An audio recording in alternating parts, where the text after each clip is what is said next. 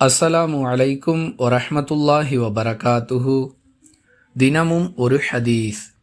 நான் 7 வயது சிறுவனாக இருந்த பொழுது அல்லாஹுவின் தூதர் ஸல்லல்லாஹு அலைஹி வஸல்லம் அவர்களுடன் ஹஜ்ஜுக்கு அழைத்துச் செல்லப்பட்டேன் என்று சாயிப் இப்னு யஸீத் ரலியல்லாஹு அன்ஹு அவர்கள் அறிவிக்கிறார்கள்.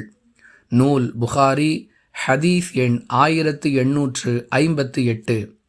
அன்பிற்குரிய அல்லாஹுவின் நல்லடியார்களே, சிறுவர்கள் ஹஜ்ஜு செய்யலாமா என்ற கேள்விக்கு பதிலாக இந்த ஹதீஸ் அமைந்திருக்கிறது. பெற்றோர்கள் அவரை அழைத்துச் செல்வதற்கான சூழ்நிலைகள் இருந்தால் தாராளமாக அவரை அழைத்துச் செல்ல மார்க்கத்தில் எந்த தடையும் இல்லை.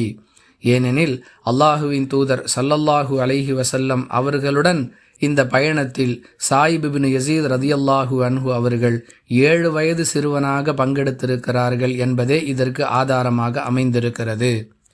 ஆனால் அவருக்காக செய்யப்படும் அனைத்து முயற்சிகளும் பெற்றோர்களை சார்ந்தது. எனவே பருவமடையும் வரை சிறுவர் சிறுமியர் ஹஜ்ஜுக்கு அழைத்து செல்லப்பட்டால் அதற்கான நன்மை அவர்களுடைய பெற்றோர்களுக்குத்தான் கிடைக்கும் என்பதை வேறோர் அறிவிப்பிலிருந்து நம்மால் தெளிவாக அறிந்து கொள்ள முடிகிறது. புரிந்து நடந்து கொள்வோம். வாஹிர் தஅவானா அனில் ஹம்துலில்லாஹி ரப்பில் ஆலமீன். அஸ்ஸலாமு அலைக்கும் வரஹ்மத்துல்லாஹி வபரகாத்துஹு.